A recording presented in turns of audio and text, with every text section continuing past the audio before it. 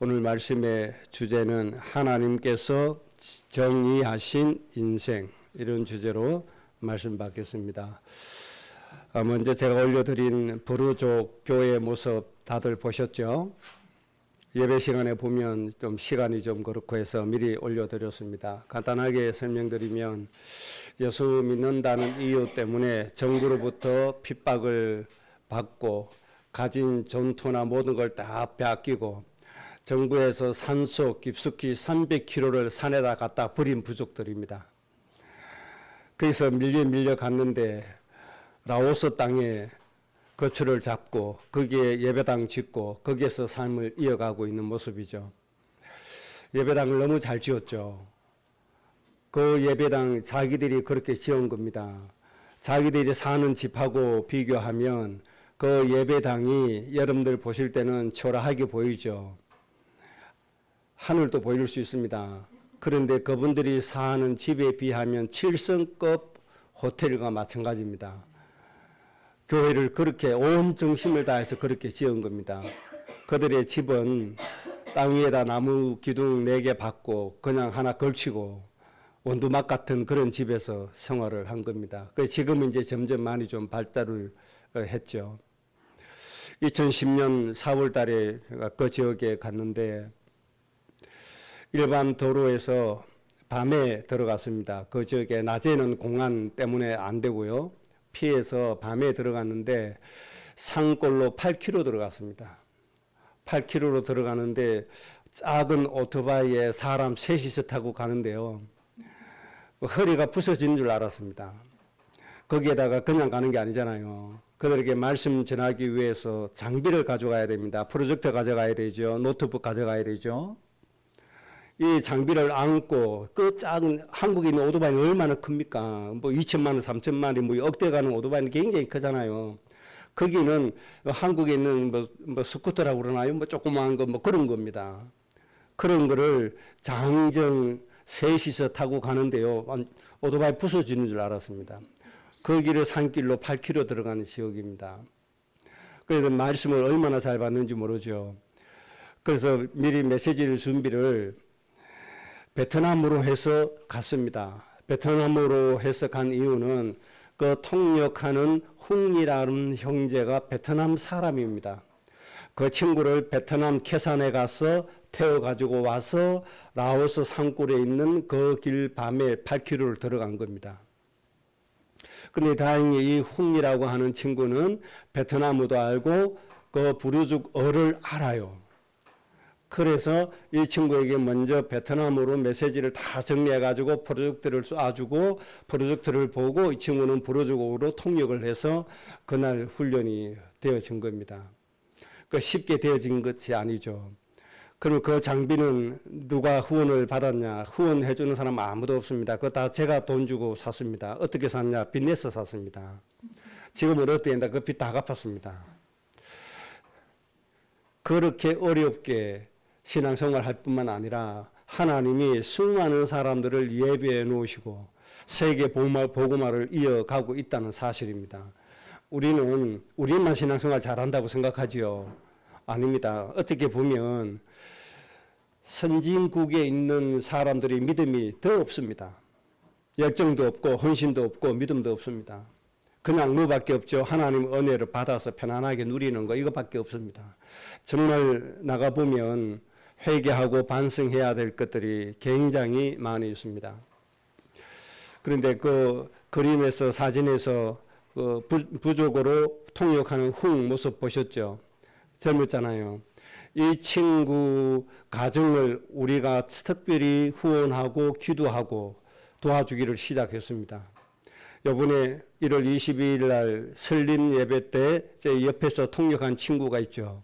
그 친구 이름이 희엔인데 이 친구가 바로 훈의 맏딸입니다. 13년 동안 계속 한 달에 70만 원씩 보내주고 한국어 가르치고 훈련시킨 겁니다. 그 70만 원은 경주 소망교회에서 계속 지원했습니다. 지원도 지원하고 있습니다. 그리고 훈의 큰딸은 그렇게 됐고 둘째 딸은 역시 하나님의 일을 하라고 신학교에 보냈습니다. 그 학비 역시 우리가 다 보내줬습니다. 그리고 이제 얼마 전에 목사와 결혼했습니다. 그리고 셋째는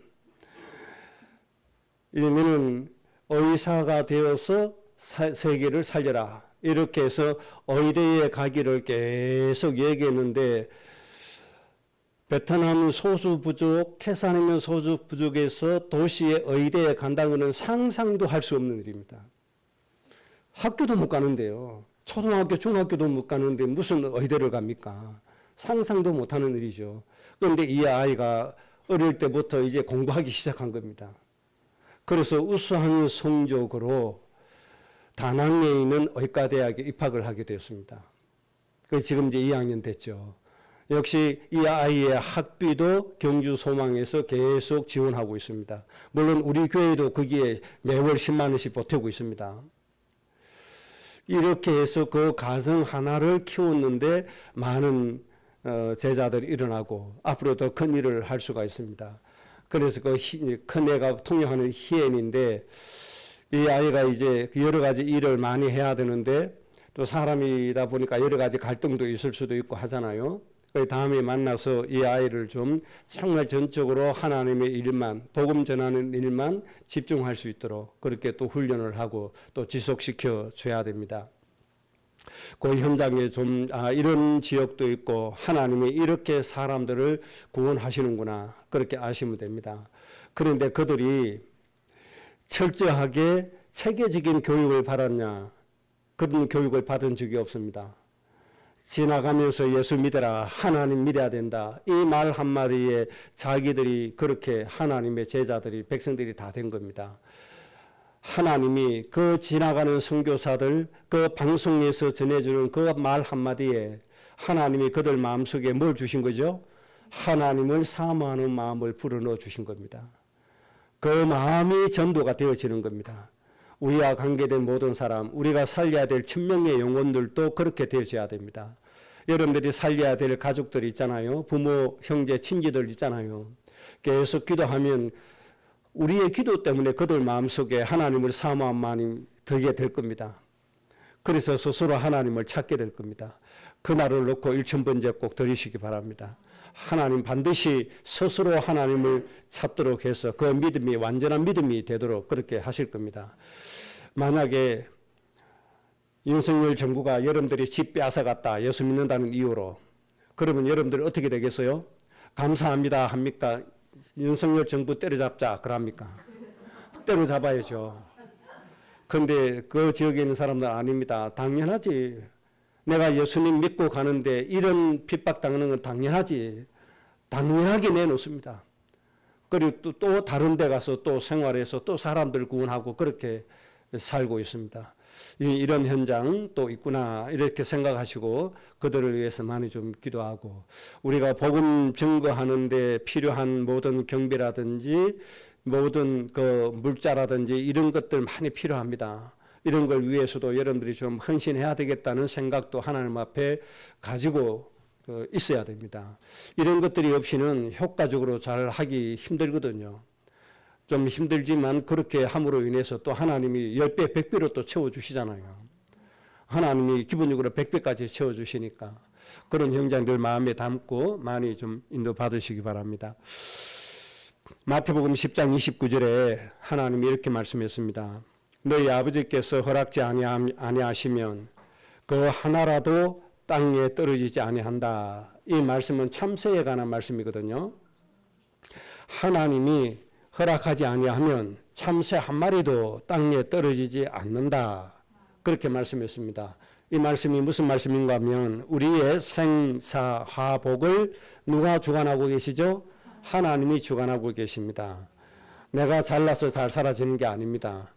하나님이 모든 걸 주관해 주십니다. 우리나라의 경제 부흥 누가 일으켜 주신지 아십니까? 뒤에서 하나님이 이끌어 주신 겁니다. 물론 앞장서서 사람을 키치는 내 그렇지만 하나님이 모든 분위기와 하나님이 모든 일들을 하나님이 이루어 주신 겁니다. 누가 이렇게 세웠습니까? 하나님께 있습니다. 참새 한 마리가 죽고 살고 하는 것도 누구 손에 있어요? 하나님 손에 있다고 말씀하셨는데 하나님이 지금 거짓말 하시는 겁니까? 거짓말이 아닙니다. 하나님 온 우주 만물을 창조하시고 하나님 다 주관하십니다. 우리가 하나님이 창조하신 공기를 마시면서 생명 유지하고 있습니다. 하나님이 창조해 주신 물을 마시면서 오늘 생명을 유지하고 우리가 잘 살고 있습니다. 하나님이 주신 자연 속에서 모든 것을 획득해서 그걸로 돈 벌고 살고 있습니다. 바다에 고기 안 오면 어부들이 어디서 돈 법니까? 하나님이 자연을 통해서 곡식을 이루어 주시지 않으면 돈을 어디서 법니까? 살 수가 없습니다. 하나님 지혜 안 주시면 산업을 어떻게 일으킵니까? 일으킬 수가 없습니다. 모든 거 누가 주셨죠? 하나님이 다 주신 겁니다. 이 모든 게 누구 손에 있어요? 하나님 손에 있습니다. 저 선진국이라고 하는 나라들이 지금 점점 퇴보하기 시작합니다. 왜 그렇습니까? 하나님 손에 있습니다. 하나님이 퇴보시키십니다. 왜 그렇죠? 하나님 중심이 아닌 우상 중심이요 육신 중심으로 가기 때문에 하나님이 점점 폼페이와 같은 그런 시간표로 하나님이 이끌어 가게 될 겁니다. 그래서 우리의 살고 못 살고 하는 것, 우리가 일어서고 눕고 걸어가고 서고 하는 모든 것이 하나님께 있다는 거 꼭 기억을 하셔야 됩니다. 그래서 하나님 밖에서 잘 살려고 몸부림친다. 잘 사라집니까? 절대로 잘 사라지지 않습니다. 하나님 눈 밖에 나가지고 내 건강하게 살겠다 되어집니까? 절대로 안 됩니다. 하나님 눈 밖에 나서 내가 행복하게 살아야지 내 모든 걸 다 가지고 산다고 행복합니까? 절대로 그렇지 않다는 걸 아셔야 됩니다. 수많은 사람들이 우리에게 증거로 보여주잖아요. 아이돌 하는 아이들이 갑작스럽게 수백억씩 벌어가지고 집을 100평, 200평짜리 사는데 그러다가 행복이 없으니까 뭐합니까? 온갖 도박을 하고 마약을 하고 그렇게 무너지잖아요. 전두환 전 대통령 손자가 미국에서 그 부모들께 그렇게 어릴 때 편안하게 잘 사다가 행복이 없으니까 뭐에 손댑니까? 마약에 손대고 완전히 사람이 미친 사람 되어버렸잖아요. 하나님 밖에서는 행복해질 수가 없다는 걸 알아야 됩니다. 권력이 있어도 행복하지 못합니다. 돈이 있어도 행복하지 못합니다. 하나님 마음에 들어야 되고 하나님의 계획 속에 들어가야 되고 하나님의 주권 속에 들어가야 됩니다. 그래야 우리가 행복할 수 있습니다. 나의 모든 걸 누가 가지고 있다고요? 하나님이 가지고 계시다는 걸 여러분들 아셔야 돼요. 내 인생 내 손에 있다? 아닙니다. 내 인생 내가 노력한 것도 있다? 아닙니다. 내 인생 내가 이때까지 축적해 놓은 부위에 있다? 절대로 아닙니다. 누구에게 있어요? 하나님께 있다니까요. 또 수천억, 수백억 가지면 뭐합니까? 길 가다가 차에 부딪혀 죽으면 끝인데. 한순간입니다, 여러분. 누구에 있어요? 하나님 손에. 참새 한 마리도 하나님 허락 없이는 떨어지는 법이 없다고 했습니다. 이게 이 세상의 운명입니다. 하나님 허락하셔야 되는 겁니다. 여러분들의 건강 하나님 허락해 주셔야 됩니다. 여러분의 행복 하나님 허락해 주셔야 됩니다. 허락해 주신 정도가 아니죠. 이미 하나님 다 주셨죠. 하나님의 상속자로 하나님 이미 다 세워주셨죠. 이미 우리에게 하나님 다 주셨잖아요. 그래서 오늘 중요한 것은 뭔가 하니까 이 하나님 마음에 합한 자가 되느냐 안 되느냐 이게 중요한 겁니다. 내 모든 걸 주관하시는 하나님께서 나를 보실 때 마음에 합한 자냐 아니냐 이게 이제 핵심이고 중요한 것이라 말입니다. 이해가 되시겠죠?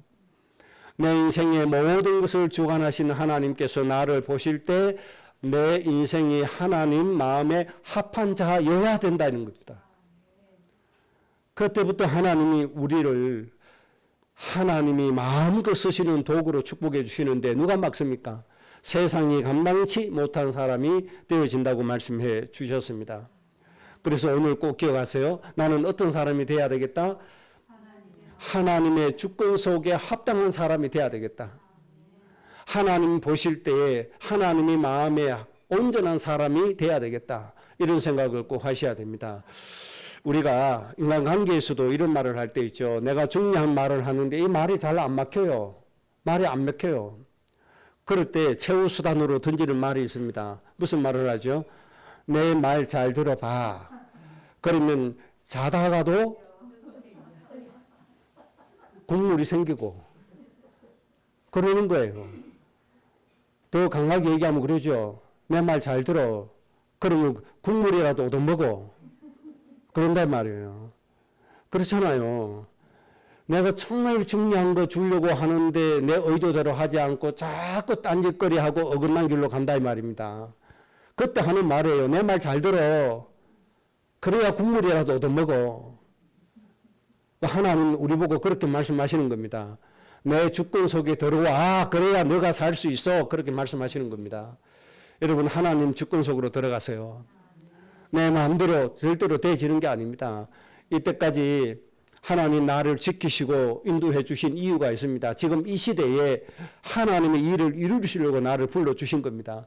그래서 오늘 예배하고 말씀을 통해서 말씀 듣고 말씀 붙들고 기도하게 하시는 겁니다.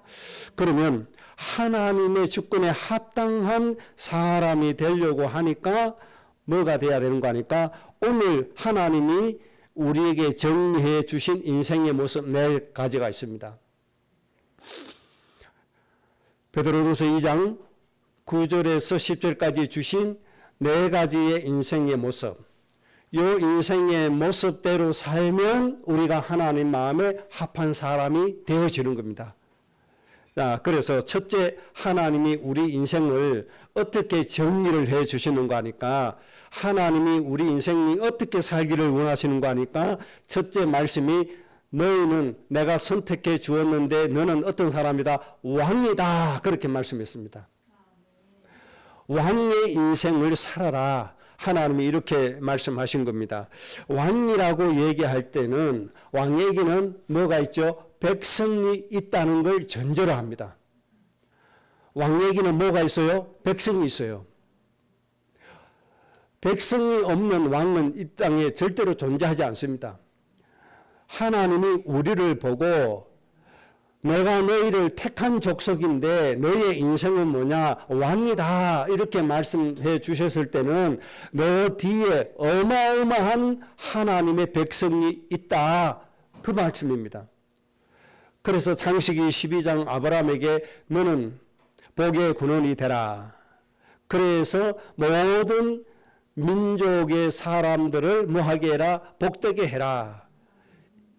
이렇게 우리에게는 뭐가 있습니까? 백성들이 있습니다.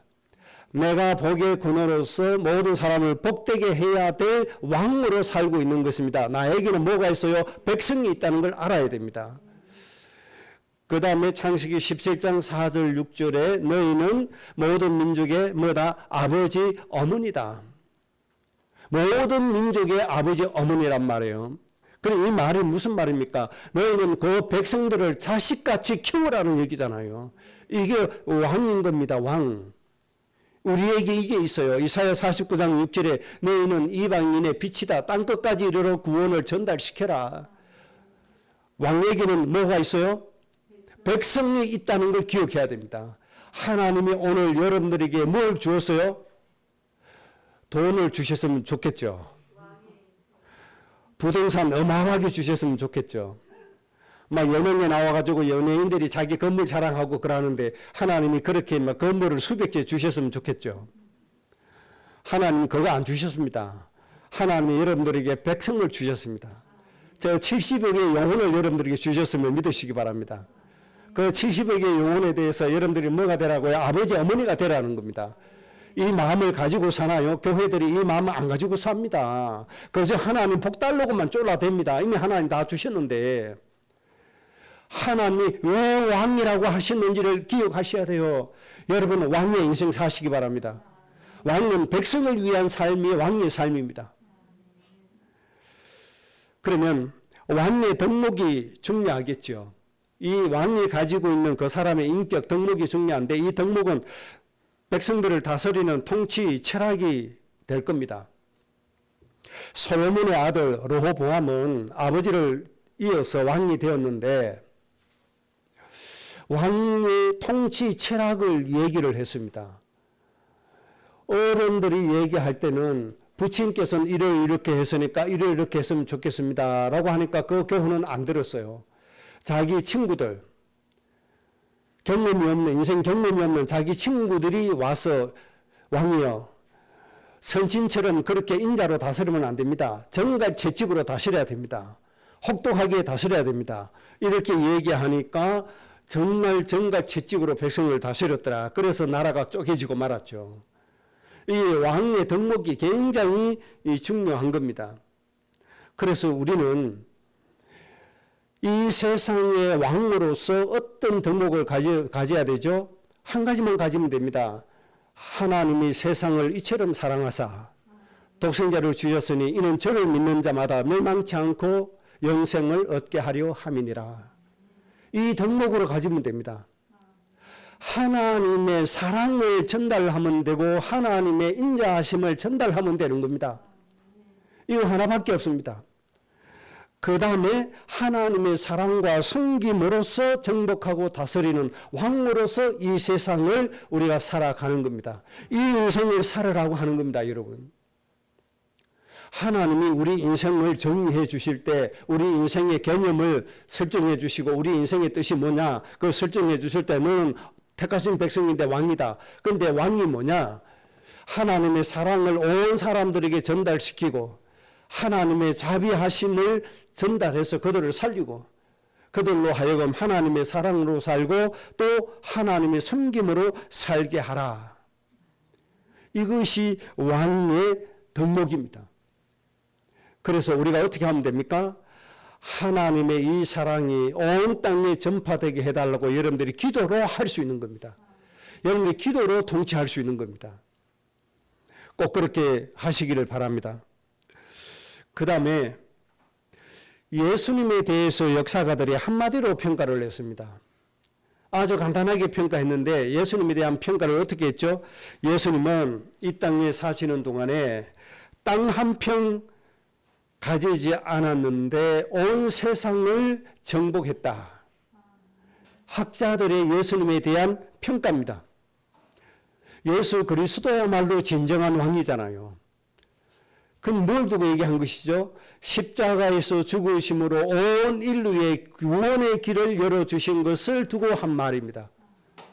하나님도 우리에게 예수님이 하신 것처럼 이런 삶을 살기를 원하신다는 겁니다. 그래서 하나님의 사랑이 온 땅 모든 사람들이 임하게 해달라고 기도하시면 이 땅에 70억의 영혼들이 그 완악한 마음을 깨뜨리고 어느 날 하나님을 사모하는 날이 와지게 될 겁니다. 이 역할을 누가 해야 된다고요? 바로 택함을 받은 내가 해야 된다 그 말입니다. 오늘부터 꼭 하시기를 주의 이름으로 축복합니다. 하나님의 사랑을 전달시켜서 하나님을 사모하는 마음을 갖게 해주는 겁니다. 우리가 저 아프리카 5대나 6대주 뛰어다닐 수가 없습니다. 내가 있는 현장에서 뭘로 할 수 있어요? 기도로 할 수 있습니다. 예배로 할 수 있습니다. 그 삶을 우리가 살아줘야 됩니다. 이것을 보고 너희는 뭐다? 왕이다. 그렇게 말씀하신 겁니다. 이 삶을 살아줘야 하나님 마음에 합당한 사람이 되는 거예요. 하나님 마음에 합당해야 하나님 우리의 생사화복을 주관하시는 하나님이 우리를 축복으로 이끌어 가시는 겁니다. 이해가 된 줄로 믿습니다. 그 다음에 두 번째 우리의 인생을 정해 주셨는데 너희는 택하신 족속인데 너희는 뭐다? 제사장이다. 제사장. 제사장이다. 그렇게 말씀했습니다. 교회의 제사장 직분은 예수님의 십자가의 죽으심 통해서 없어졌습니다. 그러나 제사장의 정신은 그대로 남아 있습니다. 제사장이 행했던 그 영적인 흐름은 그대로 남아 있습니다. 이것을 누군가가 해야 됩니다. 그러면 구약시대 때 제사장이 한 일이 뭡니까? 제사장이 백성들의 죄를 다 지고 하나님 앞에 제사함 받기 위해서 지성소에 들어가는 겁니다. 온 인류의 죄를 지고 지성소에 들어가는 게 제사장입니다. 그래서 예수님이 온 인류의 죄를 지고 십자가에서 죽어주신 겁니다. 이 일을 우리 인생이 감당해야 된다. 그 뜻으로 우리에게 말씀해 주신 겁니다.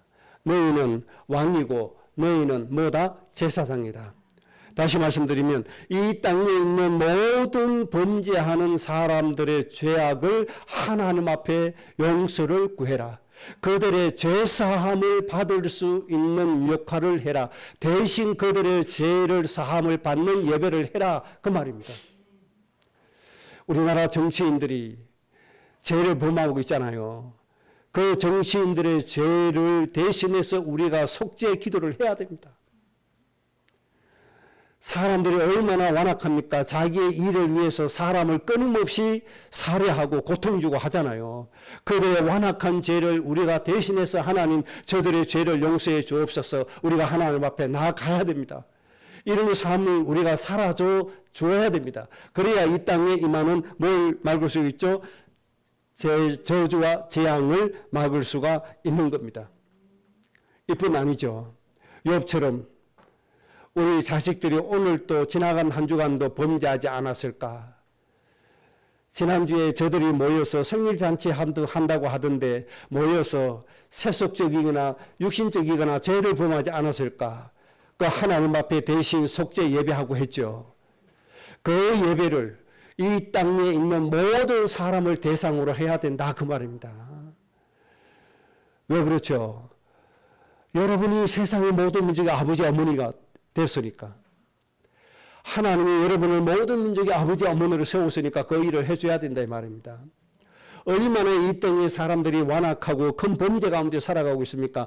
그들을 대신해서 우리가 하나님 앞에 용서를 구하는 겁니다. 그래서 하나님의 재앙을 막는 겁니다. 또 그들을 위해서 기도하면 그들의 완악한 마음이 깨어져서 악한 삶이 선한 삶으로 바뀌어질 수도 있는 겁니다. 그래서 우리를 하여금 너희는 뭐다? 제사장이다. 그렇게 말씀하신 겁니다. 여러분 제사장의 직분을 꼭 감당하시기 바랍니다. 여러분의 가족, 친지들 중에 참 너무너무 못되게 사는 사람이 있다 할 때 특별히 마음에 담고 그 죄를 하나님 앞에 용서를 구하시기 바랍니다. 그분들의 죄를 대신해서 하나님 앞에 용서를 구하시고 대신 하나님 앞에 속죄함을 구하시기 바랍니다. 그렇게 해 주셔야 됩니다. 아멘 하실 건가요? 우리 가족 중에 너무 그렇게 죄를 많이 짓고 사는 사람이 있어요. 그 사람을 대신해서 우리가 하나님 앞에 속죄함의 기도를 해야 된다니까요. 꼭 해 주셔야 됩니다. 우리 가문에 그런 사람이 있으면 꼭 그렇게 해 주셔야 됩니다. 그래서 하나님이 너는 왕이요 제사장이다. 그렇게 말씀해 주셨습니다. 여러분의 인생이 꼭 이렇게 되시기를 주의 이름으로 축복합니다. 세 번째, 우리 인생을 정리해 주셨습니다. 너희는 왕이고 제사장이고 기이한 빛이다. 놀라운 빛이다. 신비로운 빛이다. 그 말입니다. 이 말씀을 다르게 표현하면 그런 겁니다. 그러면 왜 기이한 빛이라고 했는가? 아름다운 덕을 선포하기 위함이다. 그렇게 말씀했거든요. 우리로 하여금 기이한 빛이 되게 해서 아름다운 덕을 선포해라. 그 말씀이거든요. 그러면 다른 성경에서 이 말씀을 인용하면 사도행전 1장 8절에 너희는 땅끝까지 누구의 증인이 되라고 그랬어요? 예수님의 증인이 되라. 그렇게 말씀했습니다. 고린도후서 2장 15절에서 17절 너희는 그리스도의 향기다. 그렇게 말씀해 주셨죠. 또 너희는 그리스도의 편지다. 너희는 생명에 이르게 하는 그리스도의 냄새다. 그렇게 말씀해 주셨습니다.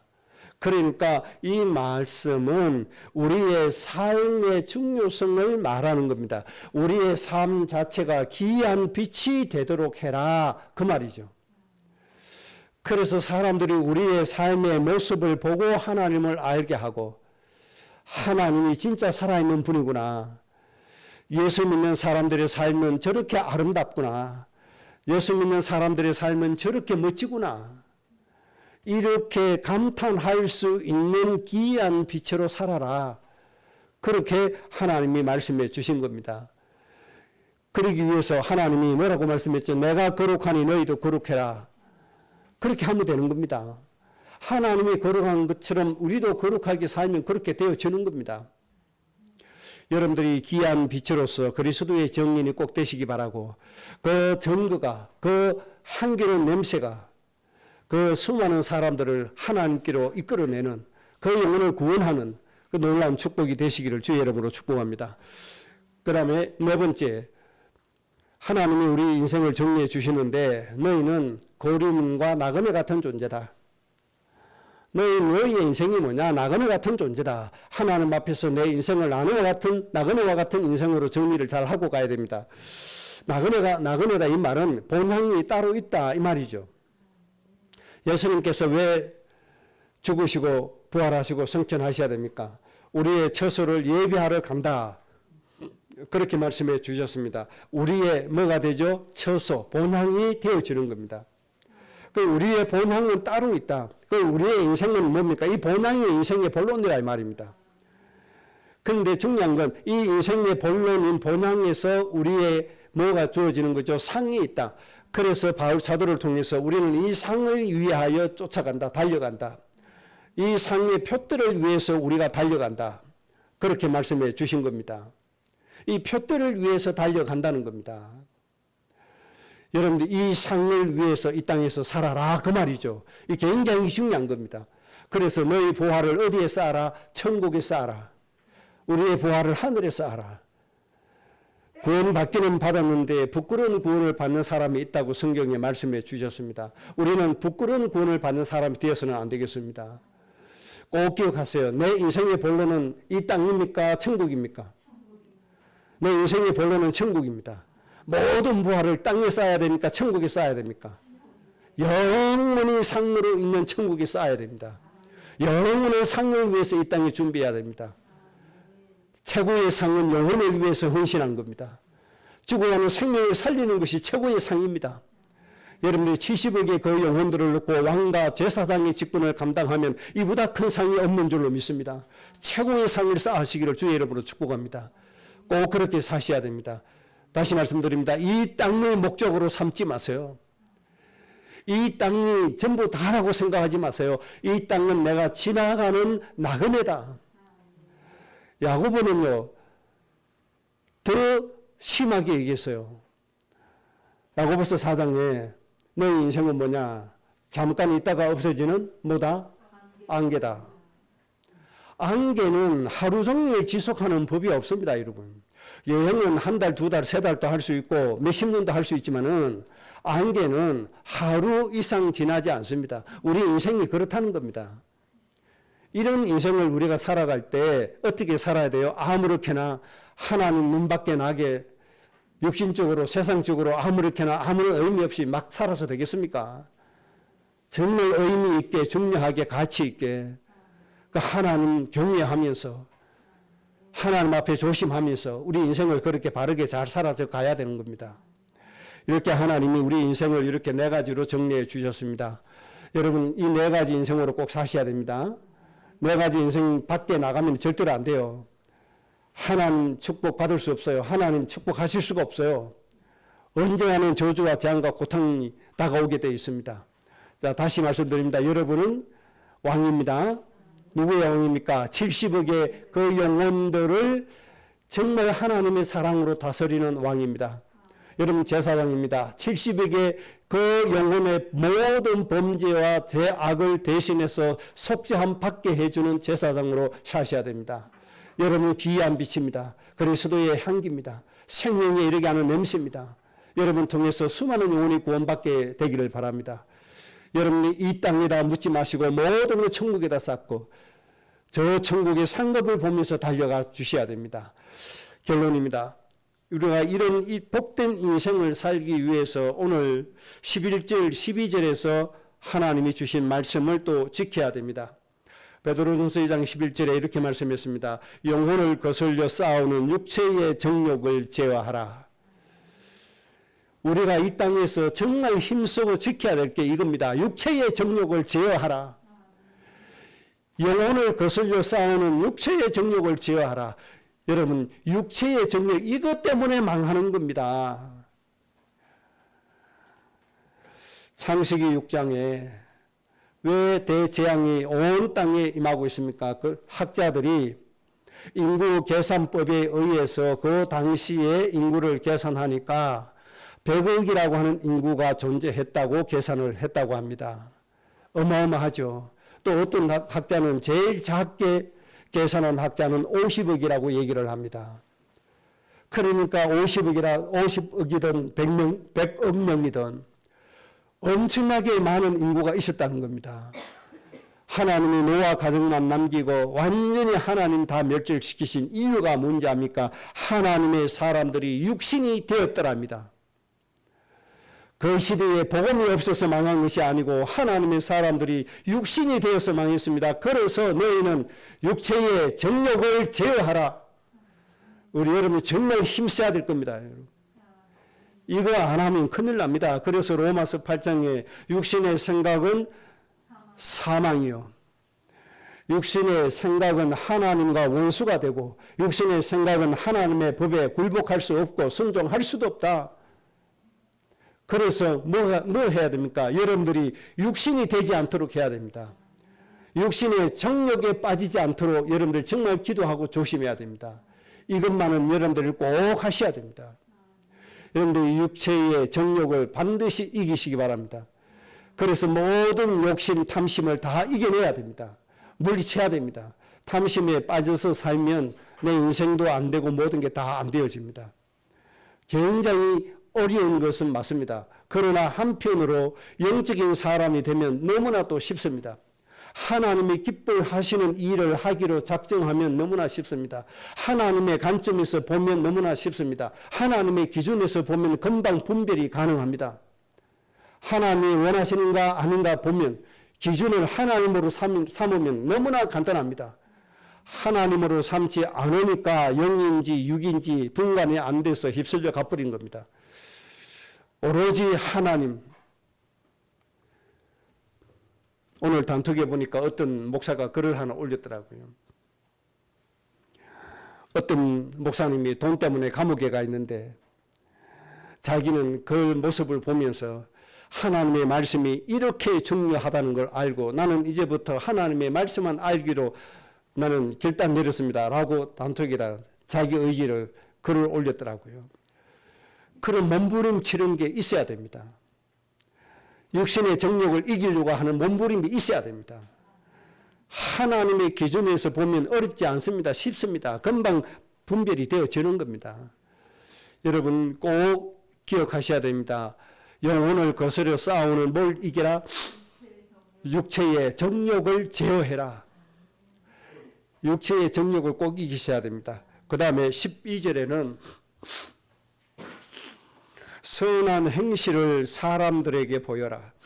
너의 선한 일을 보고 하나님께 영광을 돌리게 하라. 이렇게 말씀했습니다. 우리가 두 가지 하면 돼요. 육체의 정욕 이기면 돼요. 우리의 선한 삶을 살아주면 돼요. 그래서 모든 사람들이 우리의 선한 삶을 보고 하나님께 영광 올려드리면 돼요. 그게 뭡니까? 하나님 믿는 사람은 다르구나. 나도 하나님 믿고 저래 살아야 되겠구나. 이런 생각 갖게 해주는 게 바로 선한 모습을 보여서 하나님께 영광 올려드리는 겁니다. 여러분, 이 네 가지 삶으로 하나님 마음에 아주 합당한 사람이 되어서 하나님이 여러분에게 마음껏 축복하시는 인생 되시기를 주의 이름으로 축복합니다.